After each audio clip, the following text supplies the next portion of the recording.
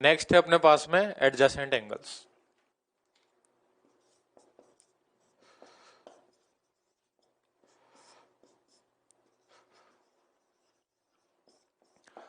क्या होता है एडजेसेंट एंगल्स? देखिए आप, जैसे मैंने एंगल बनाया, मतलब बोला ए पी बी, और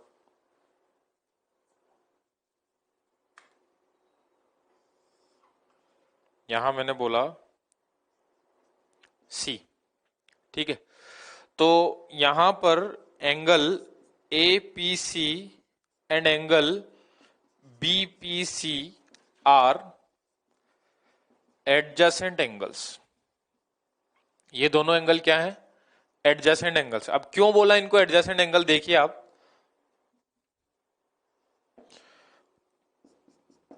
थ्री कंडीशंस हैं वो फुलफिल होनी चाहिए। फर्स्ट है एडजेसेंट एंगल्स में two angles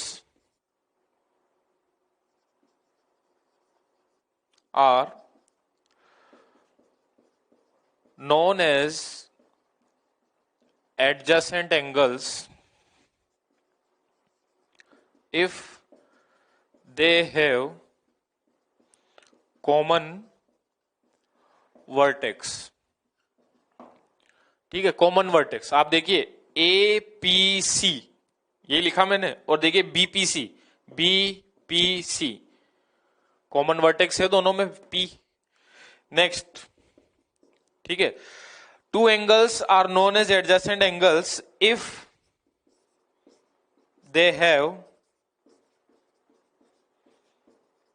one common arm.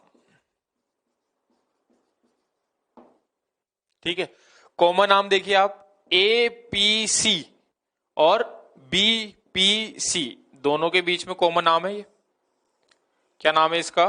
PC.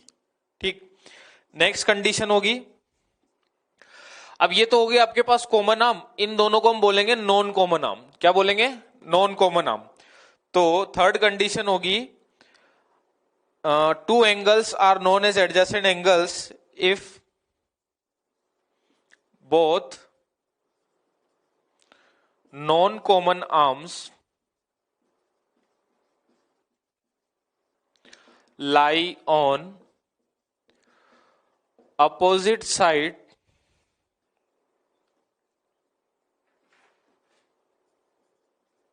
of common arm। जो आपके पास में कॉमन आर्म है, ये दोनों नॉन कॉमन आर्म है, दोनों कॉमन आर्म के अपोजिट साइड में लाई करनी चाहिए, एक इस तरफ तो एक इस तरफ। ठीक है, तो क्लियर है, ए पी सी और B P C adjacent angles है। क्यों है? क्योंकि एक तो दोनों में वर्टेक्स कॉमन है पी, एक दोनों में कॉमन आर्म है पीसी, और जो नॉन कॉमन आर्म है वो दोनों में कॉमन आर्म के अपोजिट साइड में लाई कर रही है। कॉमन आर्म हो गया आपके पास पीसी, और नॉन कॉमन आर्म है एपी और बीपी, दोनों इसके अपोजिट साइड में लाई कर रही है। ठीक, नेक्स्ट आता है आपके पास में लीनियर पेयर ऑफ एंगल्स।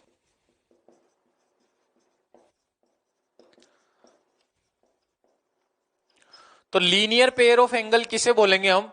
जैसे आपको एडजेसेंट एंगल क्लियर है, ठीक है, इसमें क्या था कि ये दोनों नॉन कॉमन आर्म है एपी और बीपी, ये कॉमन आर्म के अपोजिट साइड में लाई कर रही है। तो लीनियर पेयर को मैं इसी की हेल्प से डिफाइन कर रहा हूं। देखिए लीनियर पेयर ऑफ एंगल क्या होगा? A pair of angles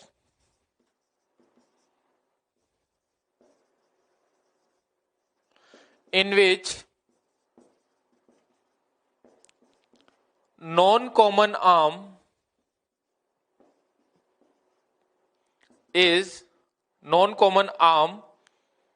are opposite rays। जो नॉन कॉमन आर्म है वो अपोजिट रेज होनी चाहिए। किस तरीके से? देखिए मैं इसको ये भी बोल सकता हूं कि लीनियर पेयर ऑफ एंगल कब बोलेंगे? एडजेसेंट ऐसे एडजेसेंट एंगल वो लीनियर पेयर होंगे कब होंगे? जब जो नॉन कॉमन आर्म है वो एकदम अपोजिट रेज हो जाए। किस तरीके से? देखिए ए, यहां पे मैंने लिया पी, यहां लिया बी, ठीक है, एक आर्म ये थी नॉन कॉमन आर्म, और ये आपके पास में बीच में मैंने ले लिया सी। तो जो नॉन कॉमन आर्म है वो क्या हो गई? अपोजिट रेज हो गई। ठीक है, स्ट्रेट लाइन में हो गई एक ही में। तो यहां पे जो एंगल है और यहां पे जो एंगल है, इन दोनों को हम क्या बोलेंगे? Linear pair of angles. देखिए एक और किस तरीके से डिफाइन कर सकता हूं, adjacent angles whose non common arms are opposite rays, whose non common arms are opposite rays, तो उसे हम क्या बोलेंगे? Linear pair of angles. मैंने इसमें यहां बोल दिया pair of angles in which non common arms are opposite rays. ये आपके पास में कॉमन हो गई, नॉन कॉमन है, अपोजिट रे एक ही स्ट्रेट लाइन में हो गई, ठीक। तो अब यहां से मैं लिख सकता हूं angle A P C plus angle B P C, दोनों का सम क्या होगा? 180 डिग्री। इसको हम कंप्लीटली क्या बोलते हैं? स्ट्रेट एंगल बोलते हैं। अब स्ट्रेट एंगल में यहां पर जितने भी एंगल बनेंगे उन सबका सम क्या होगा? 180 डिग्री। और अगर नॉन कॉमन आर्म एकदम स्ट्रेट हो जाए और सिर्फ दो ही एंगल हो तो उसे हम क्या बोलेंगे? Linear pair of angles. Next है आपके पास में इंटरसेक्टिंग लाइंस।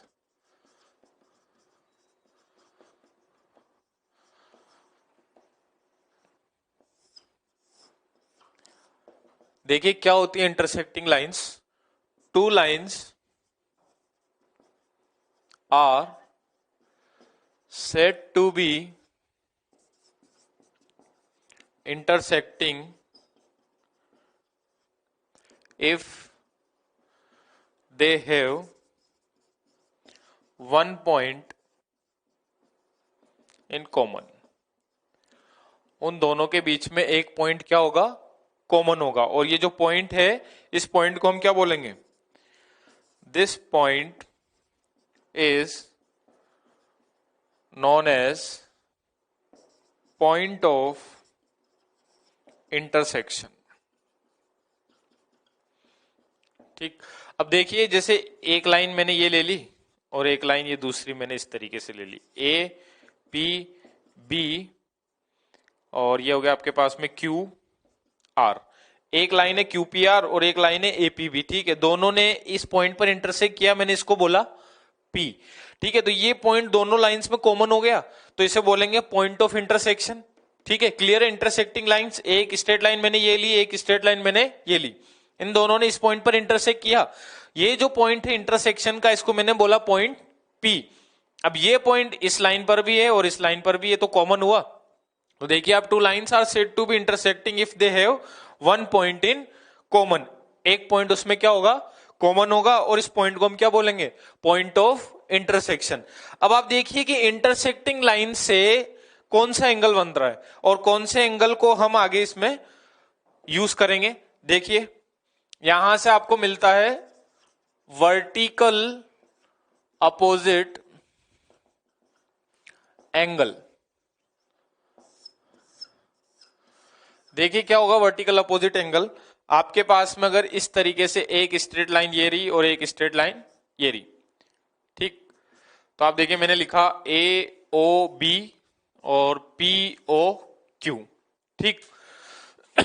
तो आप देखिए इसमें एंगल ए ओ पी दिख रहा है आपको? कौन सा एंगल है? ए ओ पी, ये वाला एंगल है।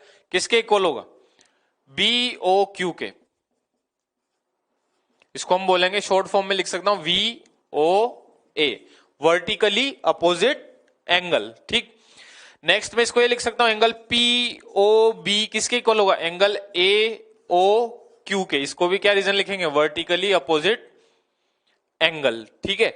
तो दो इंटरसेक्टिंग लाइन से मेरे पास में जो पेयर बना वर्टिकल अपोजिट का, वो देखिए आप, A O P equals to B O Q, ये vertical opposite angle. P O B या फिर पीओबी बोलिए या बीओपी बोलिए, बात एक ही है। और एंगल एओ क्यू, ये दोनों भी क्या हो गए? Vertical opposite angles. क्लियर है? तो पहले तो मैंने आपको बताया इंटरसेक्टिंग लाइंस क्या होती है, जिनमें एक पॉइंट कॉमन होता है, ठीक है। और इसी को हम क्या बोलते हैं? Point of intersection. और इसी के बेसिस पे जब दो लाइन एक दूसरे को इंटरसेक्ट कर रही है तो हमारे पास में वर्टिकल अपोजिट एंगल बनता है, ठीक है।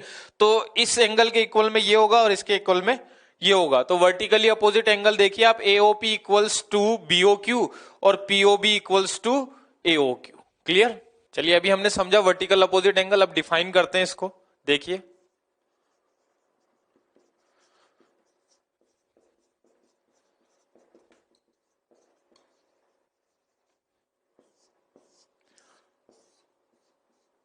कैसे डिफाइन करेंगे। देखिए two angles formed by two intersecting lines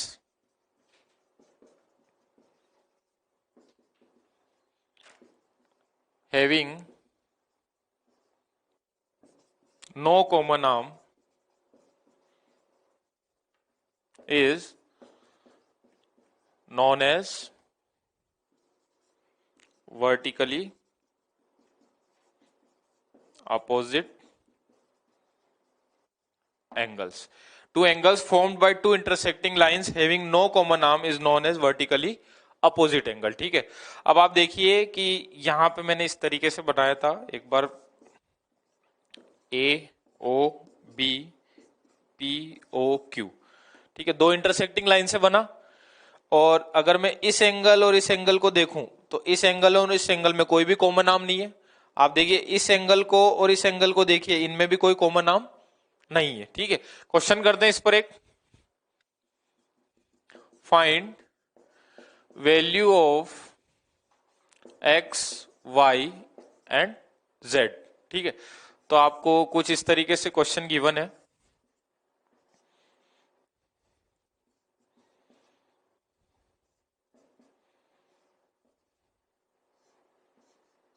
ठीक, अभी हमने सीखा वर्टिकल अपोजिट एंगल। अब देखिए 50 डिग्री किसके इक्वल होगा, वाई के, और जेड किसके इक्वल होगा, एक्स के। तो अब क्वेश्चन में बोला आपको एक्स वाई जेड फाइंड करना है। देखिए नेम देते हैं इसको ए, इस पॉइंट को मैंने बोला मिडिल वाले को ओ, ये हो गया आपके पास में बी पी ओ क्यू। ठीक है, तो आप देखिए angle B O P equals to angle A O Q. Reason vertically opposite angle, short form में हम इस तरीके से लिख सकते हैं वर्टिकली अपोजिट एंगल।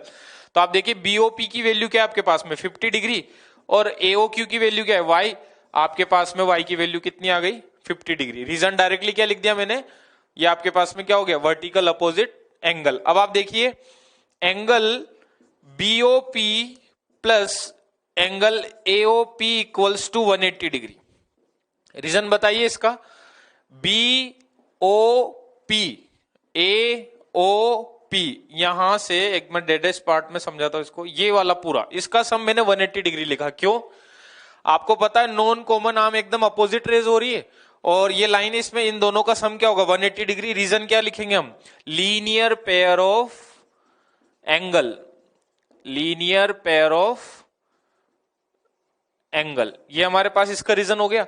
अब आप देखिए बीओपी तो आपके पास है कितना 50 डिग्री, और एओपी कितना आपके पास में, एओपी आपके पास है x equals to 180 degree. X हो जाएगा 180 माइनस 50, तो ये आपके पास आ जाएगा 130 डिग्री। ठीक है, तो एक्स की वैल्यू कितनी आ गई 130 डिग्री। अब आप देखिए ये जो एक्स है किसके इक्वल होगा, जेड के। Reason vertically opposite angle. तो देखिए इसको आपके पास में ये हो जाएगा angle A O P equals to angle B O Q. क्या रीजन है, वर्टिकली अपोजिट एंगल। ठीक है, अब आप देखिए ये आपके पास में हो गया x इक्वल्स टू जेड, और x आपने क्या निकाला था 130 डिग्री। ठीक है, तो आपके पास में x भी 130 डिग्री, y भी जेड भी 130 डिग्री, और y आया 50 डिग्री। क्लियर, देखिए question, find the value of angles x y and z। Figure आपको गिवन है।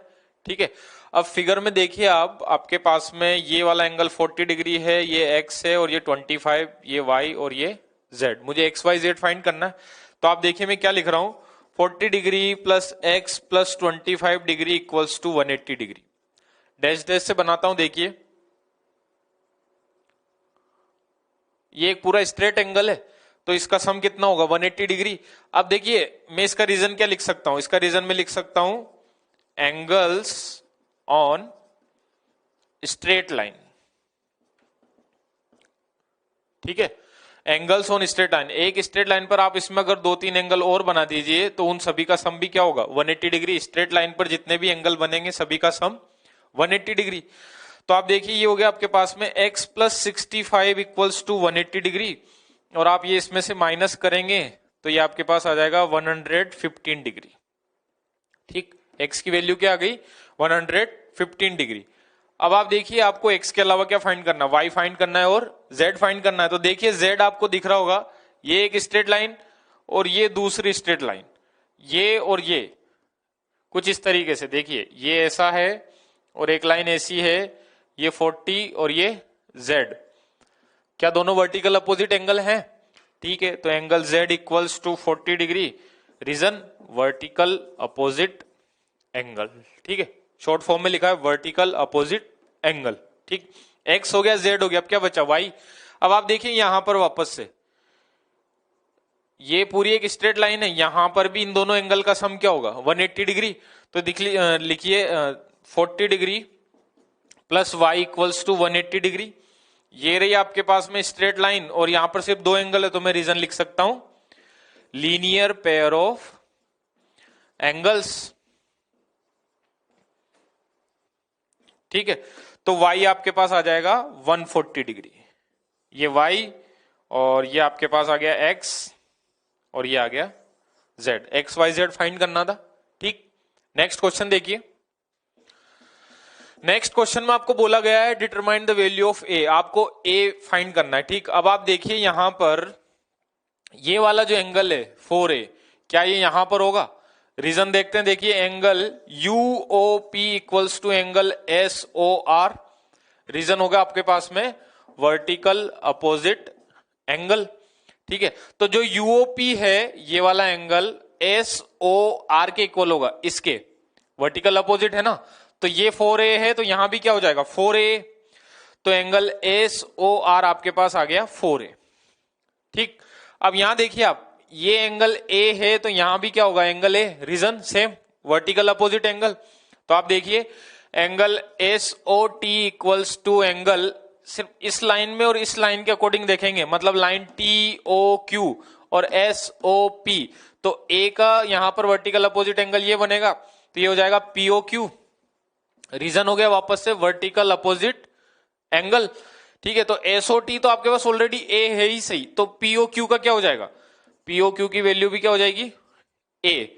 ठीक है, तो अब आप देखिए यहां पर ये भी एंगल्स ऑन स्ट्रेट लाइन, इन सबका सम क्या होगा 180 डिग्री। तो आप देखिए angle SOR plus angle QOR plus angle POQ equals to 180 degree, reason angles on straight line, angles on straight line. देखिए SOR आपके पास हो गया कितना 4a, QOR ऑलरेडी है 4a और POQ है a, इक्वल्स टू 180 डिग्री। 4 4 8 और एक 1 9 है, तो आपके पास आ गया 9a इक्वल्स टू 180 डिग्री। तो a आपके पास होगा 180 डिवाइडेड बाय 9, तो a इक्वल्स टू हो गया 20 डिग्री। a की वैल्यू फाइंड करनी थी, a कितना आ गया 20 डिग्री। क्लियर है? यहां पर रीजन क्या लिखा हमने इन सारे एंगल्स के सम का, एंगल्स ऑन स्ट्रेट लाइन। यहां भी ये जो मैंने यूज किए सारे एंगल्स का सम, यहां क्या लिखा reason angles on straight line.